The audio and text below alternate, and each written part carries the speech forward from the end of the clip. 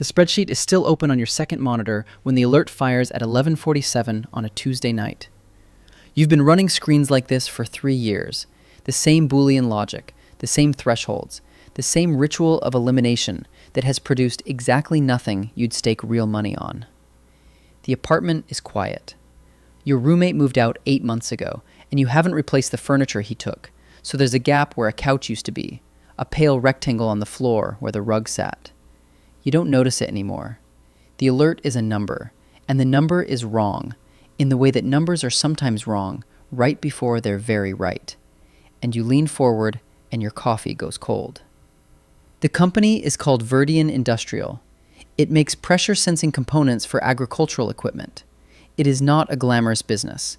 It has a market cap of $212 million, which is the size of a company that analysts at bulge bracket firms do not cover, that CNBC does not mention, that Reddit does not speculate about.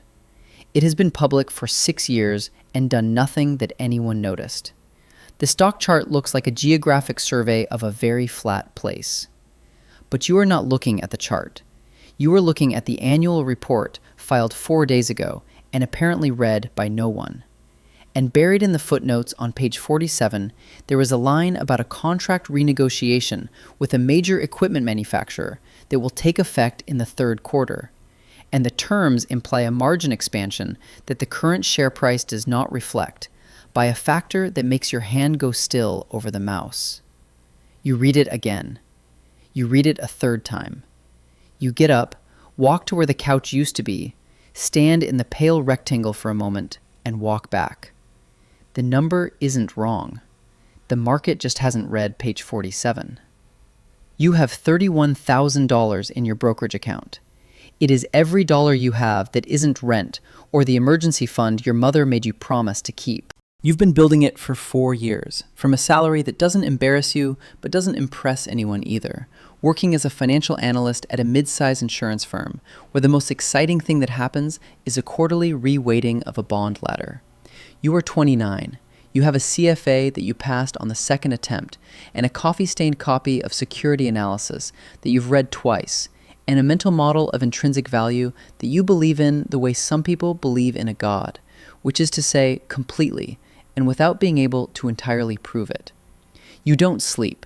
You spend the next 4 hours building a model from scratch, pulling every public filing, every earnings call transcript, every trade publication you can find. By 3 a.m., the model says the stock is worth somewhere between $18 and $23 per share. It is trading at $6.40. You check the short interest, negligible. You check the institutional ownership, sparse. 2 small-cap value funds with combined assets that wouldn't fill a large conference room.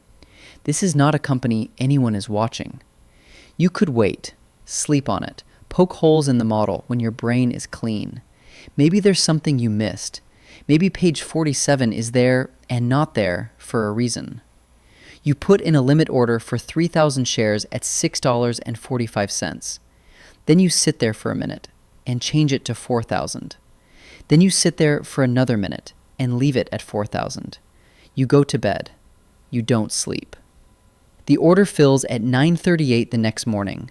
You are at your desk reading a memo about duration risk when your phone buzzes. $25,800 deployed.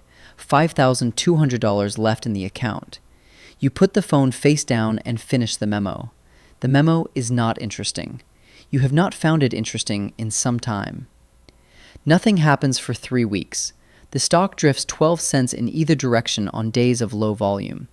You check it in the morning and at lunch and before bed, which is more than you should, and you know it's more than you should. But knowing that doesn't stop the behavior. It just adds a layer of mild self-contempt to it. Your model hasn't changed. The thesis is intact. You're waiting for the second quarter earnings call, which should signal to anyone paying attention that the third quarter will look different. You are still, as far as you can tell, the only person paying attention. Then a small cap newsletter, one of those Substack operations with 14,000 subscribers that you've never heard of, publishes a write-up on Verdian. It calls the company a hidden gem in the precision ag space and mentions the contract. The stock jumps 18% in a single session on volume 12 times normal. You watch it happen from your desk on your phone under the desk, like a teenager watching something they shouldn't. The position is now worth about $30,000. Your phone is warm in your hand, and you are very still. You don't sell. The thesis hasn't played out yet. The full re-rating won't happen until the market has a real number to model. You close the brokerage app. You eat lunch. You come back to the duration risk memo. The next 8 weeks are instructive in ways you didn't anticipate. Verdian gets picked up by a second newsletter, then a third. A small cap fund in Boston files a disclosure showing a 6% stake. The stock hits $9.50. Your position is worth $38,000. A friend from your CFA cohort texts you a link to one of the write-ups and says, "You see this one?" And you say, "Yeah, saw it," and leave it there. You don't tell him you own it, partly because telling him would feel like performance, and partly because you don't want the position to become a story you're telling yet. Not until it's done. What done means is something you haven't precisely defined, which is the first thing that's slightly wrong. You have a price target. The model says $18 to $23. But you built it at 3 a.m., and you've updated it twice since, and it still says roughly the same thing. And you don't know if that's because the model is right, or because you've stopped being willing to let it say something you don't want to hear. Second quarter earnings come. The CFO mentions transition dynamics in the manufacturer relationship and near-term margin pressure that they expect to normalize as new contract economics take effect. Anyone who's read page 47 knows what that means. The stock drops 4% on the day because the near-term pressure is visible and the future improvement is not yet. You add 500 shares at $9.10. You now have $30,300 deployed in a single position, which is your entire investable net worth, which is not something you let yourself compute directly because the number has a kind of physical weight you'd rather not hold. The second quarter drop feels, in a strange way, like confirmation. The market is still not reading the footnotes. You are. This is the whole game. The edge isn't information, because information is available to everyone. The edge is attention. The willingness to read the parts of the document that are boring and long and apparently unrewarded. The market has rewarded you so far. The fact that it continues to not fully reward you in this moment is only evidence that the reward is still coming. You tell yourself this several times over the next 2 weeks. It becomes a kind of mantra that you run in the background, underneath the duration risk memos, underneath the team lunch where someone makes a joke you laugh at on a half-second delay. October arrives. Deere & Company, in its own earnings release, mentions supply chain partners in the precision sensor space in a way that is brief and generic, but you spend 40 minutes parsing it and find enough to make your third quarter projections feel, if anything, conservative. The stock is at $11.40. Your position is worth roughly $47,000. A colleague mentions offhand that she's been looking at small cap industrials, and for one brief moment, you consider telling her about Verdian. You don't. You say something about the sector being interesting. She nods. The conversation moves on. The not telling is new. Early in your career, you shared everything. Every idea, every half-formed thesis, the way young analysts do, because sharing is a way of showing your work. You don't know exactly when you stopped. You notice the absence of it, the way you notice the pale rectangle on the floor, obliquely, without quite looking at it directly. Third quarter earnings are November 8th. You've been counting backward from that date since August. The night before, you go through the model one more time, not to change it, but as a kind of ritual. The model says what it said for 3 months. You close the laptop. You order the same dinner you've ordered every Tuesday for 2 years from the same Thai place, and you eat it at the kitchen counter because the table has had a box on it since your roommate left, a box you keep meaning to unpack. You don't unpack it. You wash the container. You go to sleep at 9:45. The earnings call is at 8 a.m. You've positioned yourself in your car in the parking garage under your office, headphones in, 15 minutes early. The garage is concrete and low, and the acoustics make every sound blunt. The CEO speaks first.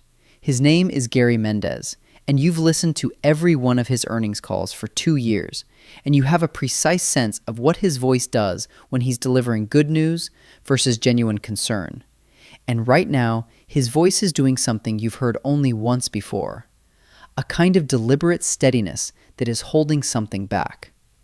Gross margin for the third quarter came in at 31.4%. Your model said 32 to 34. The CFO says the contract transition proceeded ahead of schedule, but encountered a one-time logistics cost tied to recalibration of the sensor integration. The stock drops 7% before the call ends. You are sitting in the parking garage with the engine off, and the concrete is close on all sides, and you are doing math. One-time cost. If it's genuinely one time, the fourth quarter will show the clean margin picture. The thesis is delayed, not broken. Except the stock is now at $10.20, and you have $43,000 in a position that was $47,000 40 minutes ago. And the differential is approximately 1 month's salary. And you are aware of this in a way that is different from how you were aware of the upside when the position was growing. The upside felt like mathematics. This feels like something that lives in your chest. You buy 400 more shares at $10.15.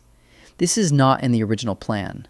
There was no original plan for this moment, which means you're improvising, which means you're no longer operating from the model.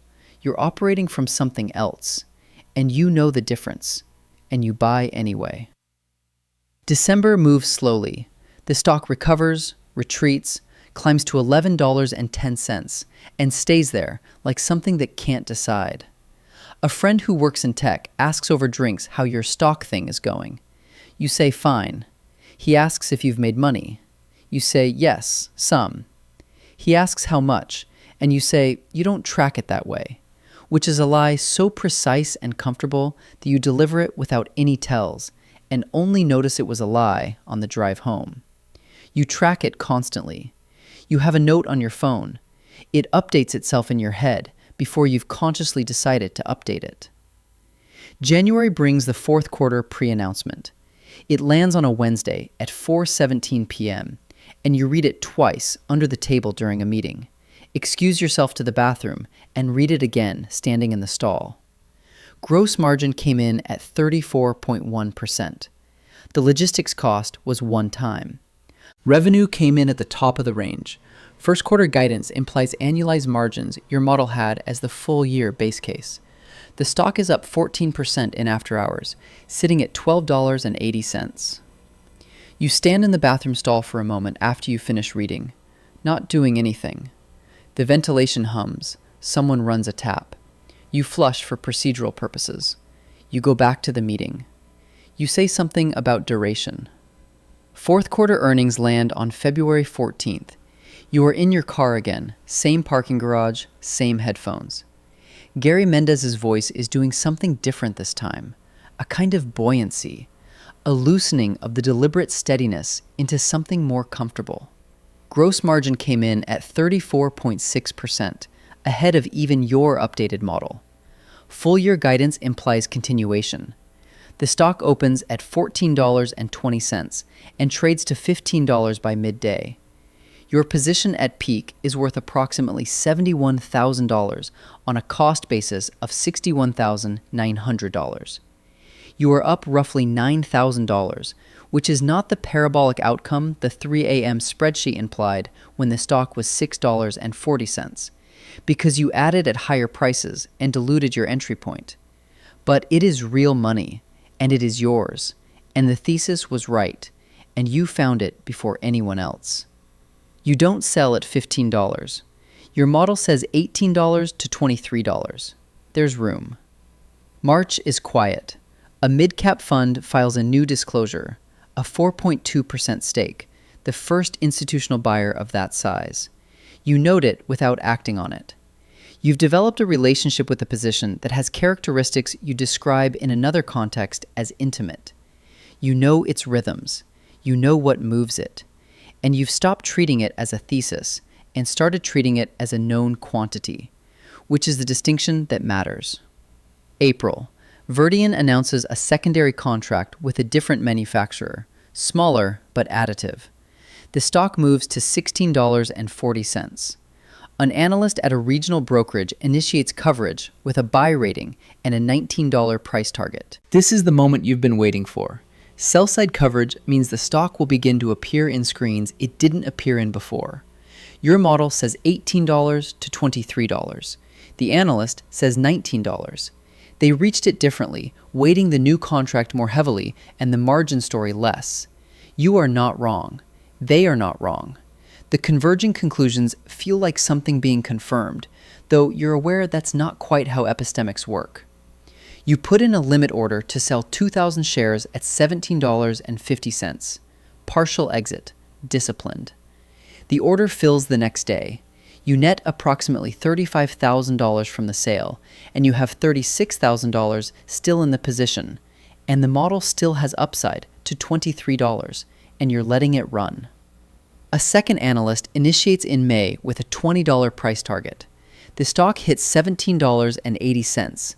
The position is no longer invisible. It is no longer yours and the way it was. It belongs to the market now, to the 2 analysts and the 3 funds and the newsletters and the comment sections, and you found it first. And that fact is both entirely true and entirely irrelevant to what happens next. You sell 1,000 more shares at $18.20 in early June, netting another $18,200. You hold 1,100 shares worth roughly $20,000, and your total invested capital has been returned, plus gains of approximately $28,000 on the realized portion, and you're writing the remaining shares with house money. This is the correct phrase. You've used it in your head, and it lands with a flatness you didn't expect. House money. The term comes from gambling, and it means you're playing with profits that feel like they don't fully belong to you, so the psychological cost of losing them is lower. What the term elides is that the money is yours, all of it. It was always yours the moment it appeared in the account. The framing is a trick you play on yourself to make risk feel lower than it is, and you know it's a trick, and it still works on you. And you're a person who passed the CFA on the second attempt and built a margin expansion model from a footnote at midnight, and the trick still works. The remaining shares you hold through the summer. Verdian runs to $19.40 in July, pulls back in August on a general sell-off that has nothing to do with the company, rebounds in September. You watch all of this from the second monitor, where you've opened a new screen, a new Boolean query, a new set of thresholds. There are other companies. There are other footnotes. The process continues. On a Tuesday night in October, almost exactly 1 year after the first alert fired, you are running the screen again. The apartment is still quiet. The pale rectangle on the floor has developed a slight indentation in the center from where you stood in it that first night. The box on the kitchen table is still packed.